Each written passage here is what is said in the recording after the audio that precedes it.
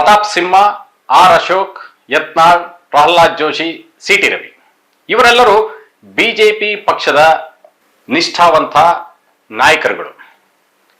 ಇವರು ಆರೋಪವನ್ನ ಮಾಡ್ತಾ ಇರ್ತಕ್ಕಂಥದ್ದು ಈಗ ಏನು ರೂಲಿಂಗ್ ಪಾರ್ಟಿಯಲ್ಲಿ ಇರ್ತಕ್ಕಂಥ ಕಾಂಗ್ರೆಸ್ ಸರ್ಕಾರದ ಒಂದು ಆಹ್ವಾನದ ವಿಚಾರವಾಗಿ ಇವರೆಲ್ಲರೂ ವಿರೋಧವನ್ನು ವ್ಯಕ್ತಪಡಿಸ್ತಾ ಇದ್ದಾರೆ.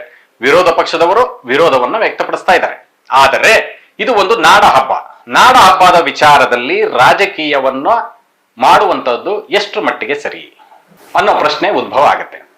ಇದರಲ್ಲಿ ಒಂದು ಎಲ್ಲರಿಗೂ ಗಮನ ಸೆಳೆಯುವಂಥದ್ದು, ಬೇರೆ ಯಾರು ಇದರ ಬಗ್ಗೆ ಚಕಾರವನ್ನ ಎತ್ತುತ್ತಾ ಇಲ್ಲ.